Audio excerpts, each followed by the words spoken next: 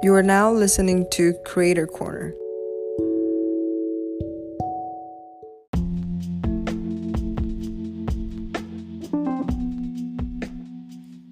Hi everyone, welcome to Creator Corner. I'm Dalia, And I'm Mary. and we're so excited to welcome you back for another standalone episode with Mary and I. Yeah, super excited to get to our episode, but before we get started, how about we do a quick friend vibe check? So Dalia, how have you been lately? Like for real. Yeah, so when we're recording this, we're coming into February, and I'm feeling very renewed, which is a bit late. I know a lot of people are focused in January around New Year resolutions and planning ahead and doing some visual boards out there, but for me, the first time I've really been feeling this new year energy has been now, like deep into February now. But yeah, so I'm feeling very renewed at the moment, friend. I'm feeling like there's some like a light at the end of the tunnel, and I know that sounds like it hasn't been the best weeks, but I just feel like I've been in an in-between place of so many things happening on a collective level, on an individual level, that coming into this renewed February, sensing like I said, that light at the end of the tunnel where, all right, like there's fresh energy coming in, there's renewed energy, and so I'm feeling good. But friend, like, how are you feeling? Yeah, so many updates on your end, like early on in the year for you. For those of you that don't know, Mary celebrated her birthday in January. So, friend, how was it? How are you? Yeah, no, I mean, well, first, like, I like the word renewed in the way you described how you're feeling, because I think I've also been feeling refreshed and regrounded lately. The birthday week was good, so did a lot of indulging in food, indulging in just surrounded by friends, just a lot of indulging in things that fulfill me. So I do think coming into February and mid-February now, yeah, it feels regrounded and refreshed. I think I've had also like a busy and hectic few weeks, but I think at this moment, particularly as we're recording, I feel regrounded and refreshed. So can't complain. I'm super grateful for just like, again, turning 30, but also feeling that refreshed energy as we go into mid-February now. I love that, friend. I love that you're feeling refreshed, that you're kicking off this, the start of a decade here, into your 30s with a bang. I'm really happy for you, friend. And you talked a little bit about feeling this refreshed energy coming your way, and I talked about this renewed energy this way, which aligns a little bit to the topic around our discussion today with spirituality and how we utilize our own spiritual practices to feel renewed, to feel refreshed, to reground. So it's a great way to talk a little bit more about that, share that with the podcast, and bring that forward. But friend, with this topic of spirituality, it is broad. So what does, how do you define spirituality for yourself? Yeah, and then and I just want to do also like a quick disclaimer that this definition of spirituality is solely based on like my opinions and my experience with having a good spiritual practice for the past few years. But the way I define spirituality is, it's like a connection that's beyond myself, whether that's with living or non-living things as well. So that includes the relationship I have with, as simple as the things I own, the people I interact with, the energies I interact with. I think it's something that goes way beyond me in the physical world. It's also very mental, and what I mean by that is like there's a component of spirituality that, like with me, it's connecting through mindfulness. That's allowing me to connect outside of like outside of that physical reality, and more so in my intuition, in my kind of like guts. And I think it's just, in sum, the way I would describe spirituality is a connection that's beyond the physical realm of my physical body, my physical space and environment. And it's like all those other connections that maybe one can't see, touch, but you could feel and connect in different ways. That's how I would define it. I love, first of all, I love the disclaimer. I think it's very real that spirituality, it is so like ancient and so different to so many different folks across the world. So this is our own definition of how, Mary described hers, and I can talk a little bit about what I define as my own practice of spirituality. But what I loved about your answer, friend, is really that aspect of connections and being connected to your surroundings, to your environment, and even, like you said, some of the materials that you own, your clothing, and really being mindful about those connections. For me, spirituality has really been defined as, coming back home to my body, to myself. I define spirituality more so around trying to unlearn, colonial, capitalistic, patriarchal, very binary like mindsets. So that's what I define my practice as. So how I can decolonize my brain, decolonize my spirit, so that I can come back home to myself, and in coming back home, feeling more connected to the present, feeling more connected to my ancestors, feeling connected to my angels and my guides. I see like my angels and my guides, in like the way that I define that is like seeing them everywhere in the smallest details. Like, let's say, there's a book I'm thinking about, and then in the day there's like a reference to that book or something. That to me is like a connection to my guides, to my angels.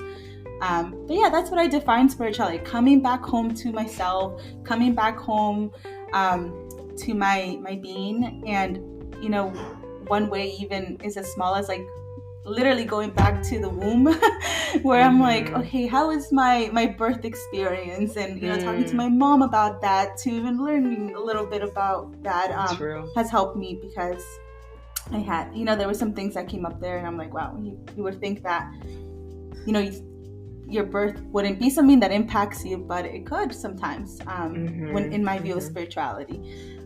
But friend, as we're you and I connect very deeply on our own definitions of spirituality. I feel like in the past 10 years we've evolved in terms of just our conversations around this topic. Would be curious, as we're peeling back this onion back, when did you start thinking about spirituality as something that you wanted to do that work in your day-to-day life? Yeah, and I think just before I answer that question, I do resonate with how you described your definition of spirituality. I do think it's a lot of, I agree with, there's a lot of what in layman terms people would say like childhood trauma work per se. I mean, that's not the end all be all like definition of reconnecting back to roots, reconnecting back to like those habits and generational like traditions that have been so embedded in my culture specifically. I think that's also a part of how I would describe my spiritual practice, is really understanding the ebbs of how like deeply rooted certain traditions are, and understanding why, but also questioning it. So that's one thing. But to answer your question, I think thinking back in like a turning point, let's say, in my life, where I started really honing in like a spiritual path, was, I would say, like in the mid-college years of undergrad, where I was this point in my life where I had like a couple of serious long-term partners, but the results will always be the same. Like the ending, the outcomes will always be the same. It would be so the ending would be not so good, if people would call it, it'd be like toxic or just super tumultuous and super just like hurting people, and this is like unconscious, let's say, like unintentionally hurting people or unintentionally just figuring out a way to get out of something without like being honest about it. So I think I had the same recurring themes in multiple partners, where it did force me to really think about where these behaviors were coming from. And I think the one way that I connected to it was, oh, is this like a form of abandonment? And that's when like I started questioning, like, okay, where was the first time I felt maybe this feeling of abandonment? And I kept going back and back and back until I was able to identify kind of root causes or reflect on them, and seeing how that made me feel. And as I went through that practice of just questioning and reflecting and understanding, like I said, like the different habits or maybe the different things I've learned over time through my cultural beliefs of what love meant and whatnot. And I think it helped me understand better that the way I was maybe showing and giving love and wasn't really the way I wanted to like show and give love, but it was the only thing that I knew. But it wasn't until I started questioning these habits, these patterns, and that's what I meant about like really understanding my relationships with people and understanding my connections with people. Through my spiritual practice, that's how I kind of started gaining the understanding that no, these habits can be broken, these patterns can be broken, and looking really internally. Because it was not about who I was with, it's not about the situation, I think there's a lot of internal work. And with my spiritual practice, that internal work always comes first and foremost for me to better understand the different themes, the different outcomes of what was going on in my life then. So I think that was like the turning point of when I started my spiritual practice. I just want to acknowledge that, something that is so powerful in what you just mentioned is like that I'm hearing, and is that acknowledgement of kind of seeing some of the qualities that are not so fun to look at. Yeah. Sometimes like I thought, like, 'cause similarly to you, my first experience with really trying to understand spirituality in my relationship with others, and how my own like subconscious ideas of love would be projected onto others, was also in a relationship. So it was also, a relationship with someone else that became the catalyst for my spiritual growth. But I think something so critical in that is that a lot of the times, people see dynamics. They say, oh, someone is like, the empath, and someone is the one that is maybe doesn't have those qualities. And it becomes a dynamic of, one or the other. When something that I've realized in using a relationship as a catalyst for spiritual growth has been that a lot of the time these dynamics don't always fit, because at the end of the day we can all take a role in being both someone that can be hurt and hurt others. For me, I saw those qualities being projected in a very different way. I saw where I would hurt others more so in my closer relationships with family, where those qualities would come out more, and they were not easy to see. They're very hard to like, even like thinking about it, you're like, oh my gosh, I'm like thinking about it, and it is hard to see the ways that sometimes why those dynamics of being like an empath or not an empath that don't really, for me personally, think they apply, because we can really switch those roles based on the dynamic of the relationship, whether it be family, whether it be friendship, whether it be a lover, whatever it may be. Like this dynamic I saw was, it came in a dynamic with a partner, it came across in a different way than it was coming across with my family. And so I think it was very important. So very thankful for that relationship, because it really allowed me to reflect in the ways that I had other shadow qualities, we can call them, come out in my more deeper relationships with my family. And it was a good catalyst for that. Again, in peeling back and seeing dynamics with my loved ones, family. You talked about the inner child. Those inner child years, very, very important. Yeah, I mean, I agree. I think it's interesting how, like, I guess the how our spiritual practices came about was through our relationship with others. But I do think, like, I mean, this is just like again, my philosophy and thought on it, but I do think a relationship with people especially do kind of teach you some things, or the universe but the universe give you those signs of, at least for me, like, what am I supposed to learn or get out of this? And not necessarily as a transaction. That's not what I mean. Like, oh, I'm supposed to get this lesson from this person. It's not that. But again, like, in my experience, it was like the same outcome. So there was something there that the universe wanted to throw at me that I still wasn't understanding until I did that more deep inner work that I was referring to. And it's funny because I remember when we started talking about, like, astrology, I think that also was a catalyst to I'll speak for myself, but for my spiritual practice was when I started using astrology as more so as a reflection and reference point. It's not like I let astrology dictate every move of my life, but it is a very useful reflection tool that I started using and got more into it and started understanding even my characteristics and qualities. And again, not to say that, like, oh, I super identify as XYZ astrology sign, but I think it was just like a huge tool that helped catalyze the spiritual practices that I've embedded over the years. Yeah, absolutely, friend.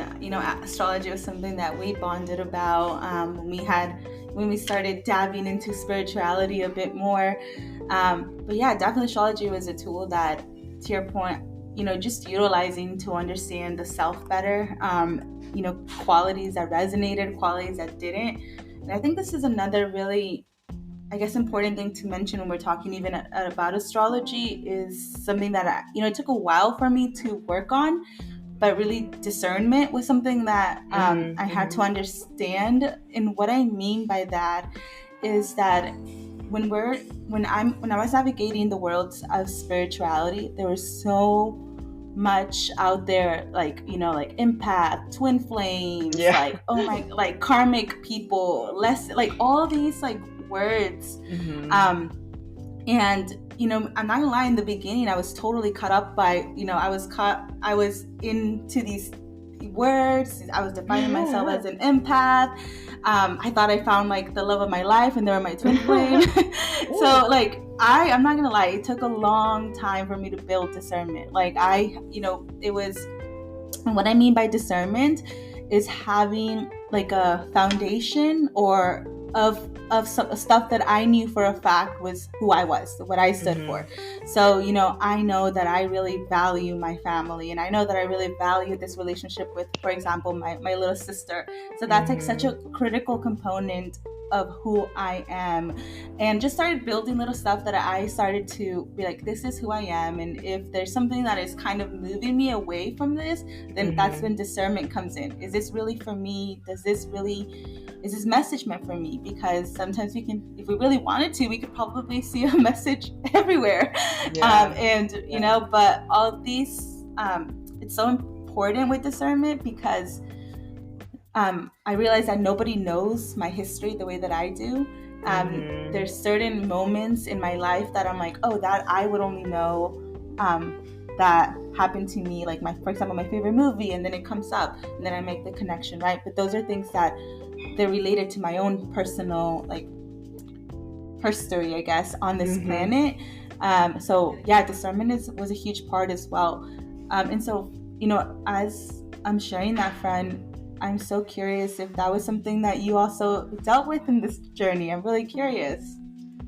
Yeah, I mean, I think yeah, when I started dabbling into like spirituality and what that meant, and at first, because I grew up in a very Catholic dominated culture, so even the first thing was like really questioning, I don't, there's certain things like in the Catholic like religion principles that are really good that I take as principles, but I didn't necessarily um kind of relate to the Catholic religion. So I think even saying that the very, before when I started this journey to spirituality, saying like disconnecting from, oh, I don't identify with this religion anymore because I'm going to pursue a different spiritual path that is very different to, what I grew up with. I think that was like the first thing of this, like, I guess in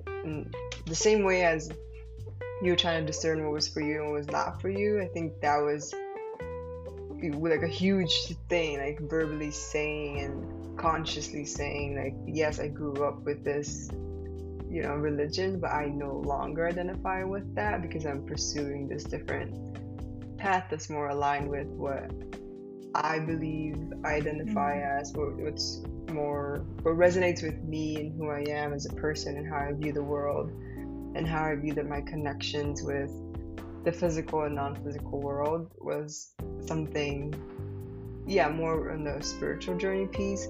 But to your point, I think there's like just so many things that was thrown at me too in terms of when I first started looking at spirituality. It's such a buzzword, and it came all of, I think there's a huge push on like spirituality, spiritual path, as a collective too. They're around the same time when I was dabbling into it, so I do remember all those terms that you mentioned, like karmic relationships, twin flames, but also really understanding and questioning and being okay with questioning, like, oh, does that really resonate with me, or oh, that sounds cool and all and good, and I could see some some things that align, but also being able to question that no, not everything that this person or the internet is throwing at me in terms of spiritual journey, like I don't have to align with it all the way. It could be like I take bits and pieces of it until it fully resonates with what I'm thinking, what I'm feeling, and what my truth is. So I think that's how I essentially use like discernment too in some way.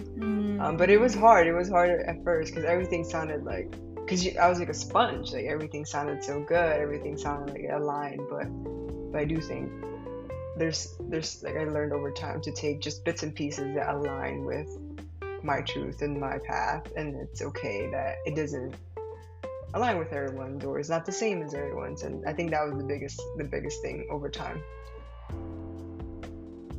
Yeah, friend, I definitely agree that was definitely a journey to understand what was meant for me, what was not meant for me.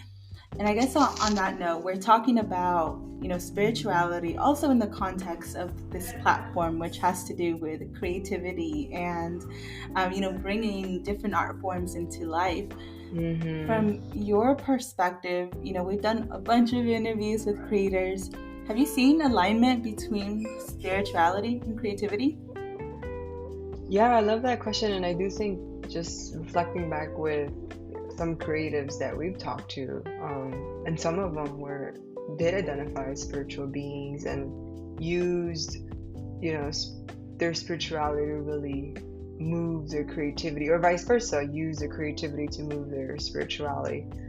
I do think, at least for me, the more in tune I am with myself, with who I am, and with my spiritual practice, like the more I can produce creativity, whether that's through the words I'm sharing, whether that's the the platform that we share here in Creator Corner, and also whether that's like the content that we're making. Like this episode that we're recording is very intentional, is something that we wanted to share, and I think that also comes with being aligned with who we are in terms of our spiritual practice.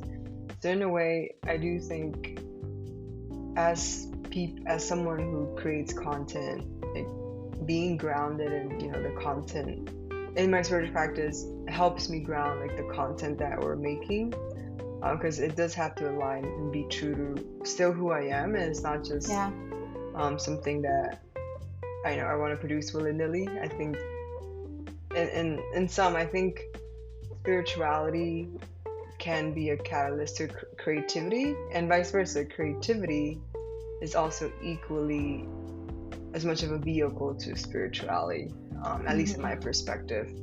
But how about you, friend? How do you find connection between your creative journey and in your spirituality practice? Yeah, I will say that there's so much there. I truly feel that a creative process is, you know, part of the ways that I showcase like progress in my spiritual journey. And I say that because there's so many, you know, in talking to other creators, like one theme that we talk a lot about was like, hey, you gotta fail, you gotta basically suck at it before you're good at it, and you have to keep trying, you have to continue on.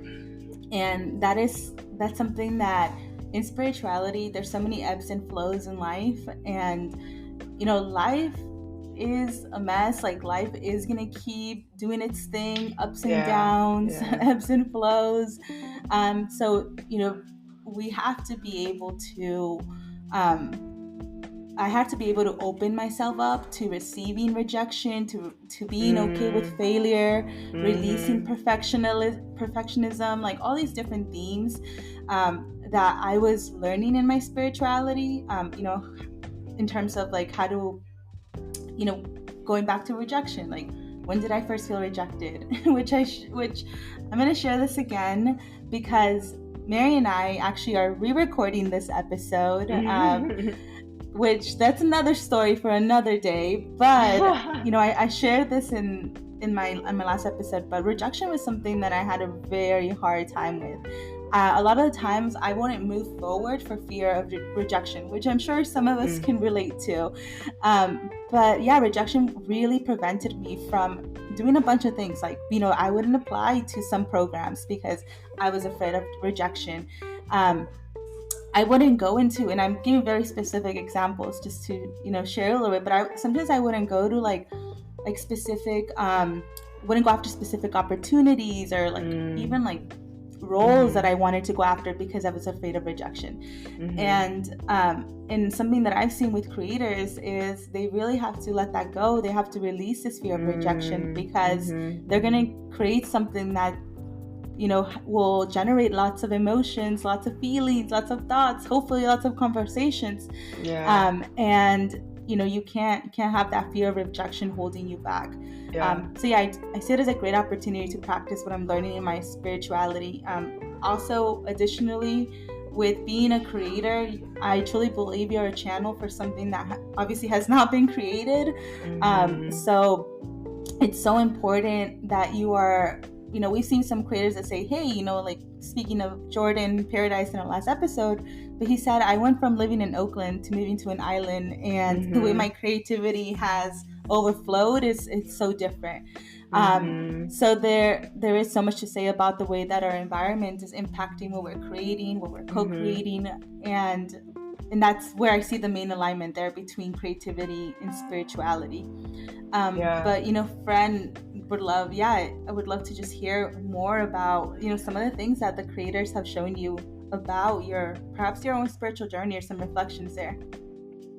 Yeah, I think one thing that came to mind as you were talking is the idea of like not being in control and being okay with that. I think being free and letting things go, I think are some themes that resonate with creativity or, you know, being a creative. Because I do think as a creator, as long as it like is true to you, as long as it's your product or, you know, your poem or whatever that creation you're trying to produce, like you have to not, like sometimes the outcome of it, whether it's that people liking it or people are not liking it, you have to let it go because it's so true to you. And I can see that same way with spirituality. I think one one part of my spiritual practice is like mindfulness and letting things go, letting things flow. I mean, like, and just really letting my mind wander to not being attached to anything at that moment, that moment of mindfulness. And I think that's the same way with, as a creative, what you produce, as long as it's, again, like true and near to you, everything else, like the results, you kind of have to let that go, or else it will eat the creative alive, or else you'll be in this constant fear of, oh, maybe the next one will be better, or maybe I shouldn't do that. I don't know. I think it's just it would impact that creativity if there's no sense of like letting go, feeling free, and having the liberty to just like let loose, but also let their inner guides do the work for them as creatives. And I do see that parallel with spirituality.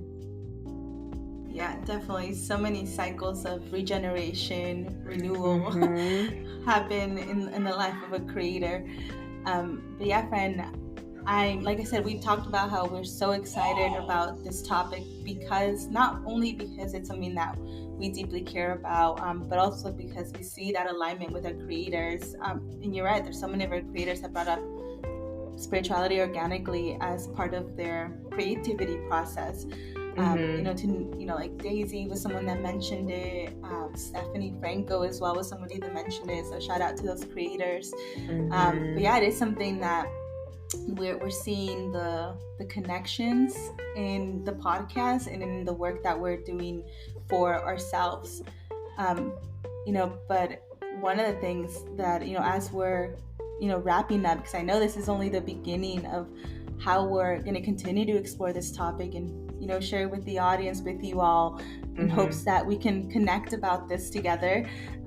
But what are some of the things that you're doing in your day-to-day, friend, to, have a practice? And you mentioned mindfulness as a huge part, but is there anything that you want to share with the audience about your practice? And then I can share something as well.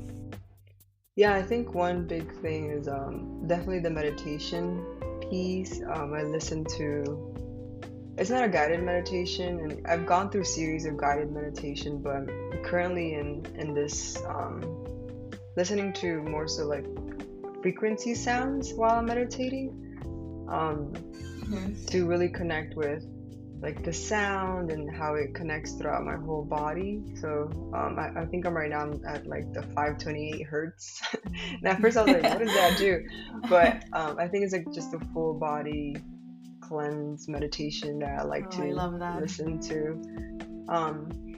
Other parts is, like I've mentioned earlier, like really connecting with like my physical surroundings.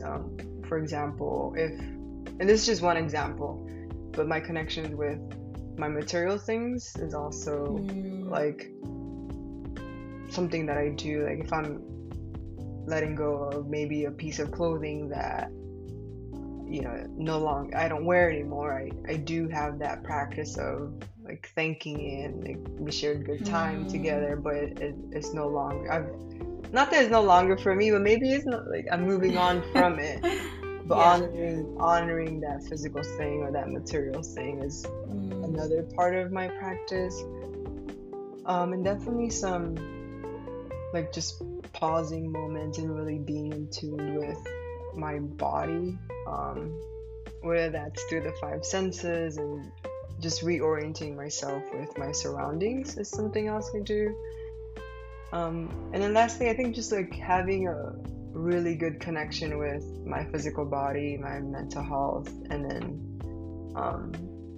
just my deeper soul. It is part of like my spiritual practice as well. And those are some, like a few things to name that's part of my practice.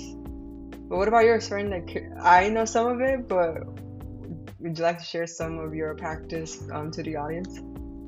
Yeah, so of course, like I love meditation, and that's like that one I will say is one that's like, it took some time for me to figure out what type of meditation worked for me. because I truly believe that, like, even like working out is a meditation. It Doing is, like yeah. yoga I is a agree. meditation. So it's very broad. So first, like, reclaim what meditation means for you, I guess. Yes. But for me, it was like a visualizing practice, which what I loved about that was that with visualizing and during a meditation is that it really allowed my imagination to also flourish. So in my meditation, I'm typically like visualizing either like a path and how I want that path to be cleared or how I want to envision that path. So really small things, like sometimes like in my daily meditation, I'll say my like I'll say out loud and be not out loud, but I'll say to myself, I want my my journey, because I commute on the bus. So I say I want my journey in the back home. So as I'm getting to the office, I start to visualize me coming back home in like my bus route, and I'll like visualize how I want it to look. I want it to look pretty. I want there to be flowers. I want it to have little sparkles, and it's my way of clearing my day, if that makes sense. So I literally will do work with my day. I'll clear energy on even the chair that I'm sitting. I'll clear energy on the desktop, on the laptop, on the application that I'm sitting. That's my way, I guess, to connect with my environment and my material stuff, is by clearing the energy there. Like on the bus stop, before I get on the bus, I'll clear the energy for the seat that I was seated on without even knowing what seat I will sit on. I'll be like, all right, I'm envisioning, so I'll be like, I'll envision that seat, like I'm clearing it with, typically I'll visualize like gold energy. So like gold energy will start running through that seat. And what happens at times is when I do that is that like I'll clear the energy and then I'll end up sitting alone, which if you're on the bus, sitting alone is the best thing. You don't want anyone seated next to you. It's like the same thing on the plane, right? It's good luck when it feels nice when you can have that space. So because the bus gets full, sometimes I'll notice, I'm like, all right, I cleared the bus, my chair, and like nobody sits next to me. And it's like, that's best case scenario for me. But yeah, I just clear energy for everything that on a day-to-day basis. I'll clear things that I know for sure I'll come in contact with. So for example, sometimes my manager stresses me quite a bit, which I know we can all relate to.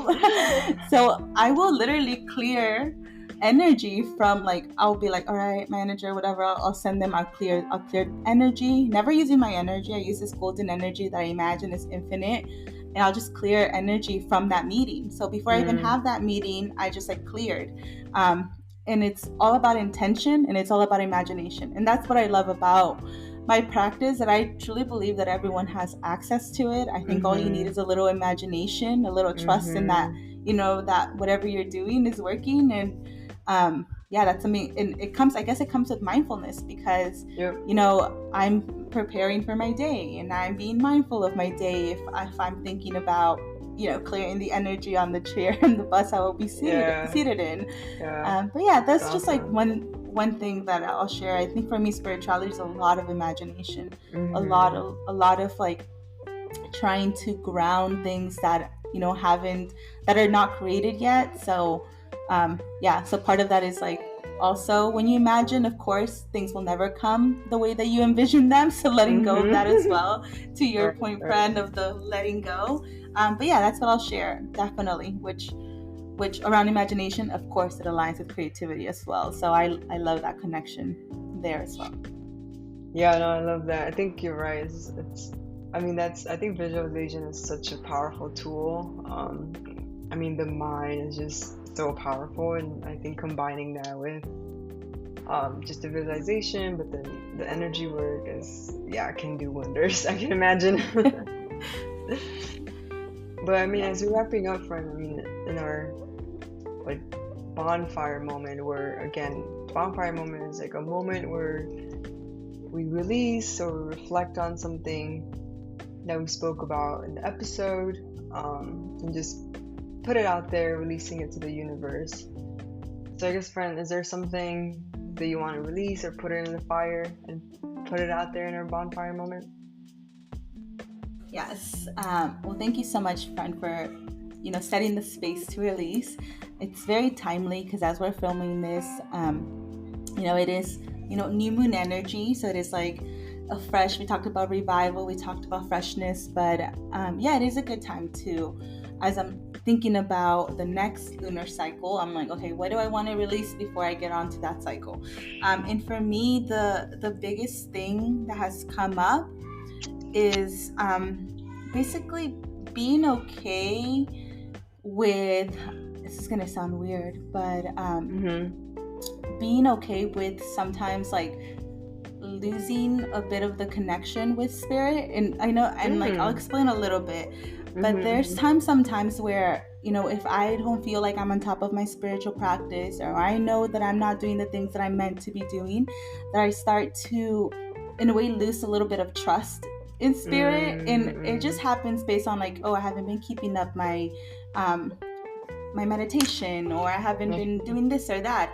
And so I just want to like basically tell myself that, you know, you can never lose your connection with spirit. It's a very intentional thing. And if there's stuff that I'm doing that I know that I'm not supposed to be doing, then, you know, I know, my spirit knows, like, I know what I'm doing. Because a lot of the times it's like, the only person I'm fooling myself is me, you know? So yeah, I just want to be okay with that. And this came to me the other day because I kept thinking about, with like collective stuff that's happening in Palestine and Israel, it's just like, I feel like my spirit has felt very broken.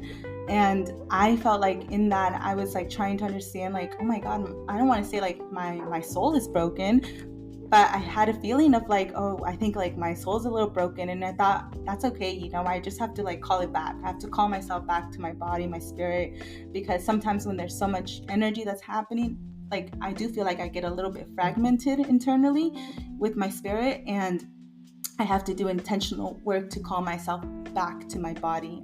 So I want to be okay with those ebbs and flows, with the process of calling myself back home, which I said earlier in the call. But yeah, just I want to be okay with that. So I want to release that and not having even expectations to my own spirituality.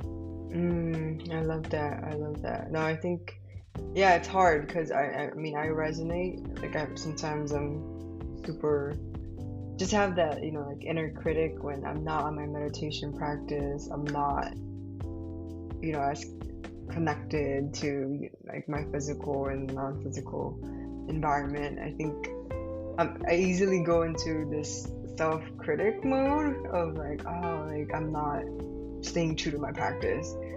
So similar linings to you, I also want to release, like, letting go of this like super rigid, super like strict meaning of what it means to have a spiritual practice is important to me right now. Because right now I think I need, like, for me, I need like lots of self-patience and lots of self-grace. And I think that comes with also not letting, like, my spiritual practice is supposed to be something that grounds me. And I think the more I'm rigid about what that looks like, it kind of does the other, like ungrounds me, I guess. So I think letting that rigidness go in terms of what my practice means to me is what I'm letting go right now. I love that, friend. Thank you for sharing that. Yeah, I mean, I'm to the Go ahead. I was gonna say, I was so curious, you know, to hear from the audience as well. Do you have a spiritual practice? You know, what does spirituality mean to you? We would love to learn more. Like I said, for us, we know it's very open. It's something that is self-defined. So would love to hear from the audience as well. Definitely.